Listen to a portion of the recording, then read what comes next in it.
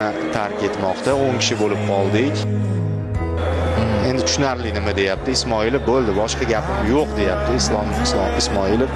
Tarpas berilsa kerak, chunki tashqari deydi. Va endi buni Nima bu do'stlar? so'nggi umid goli deb baholandi. Hakamga topshirmoqda Ismoilov. Penalti!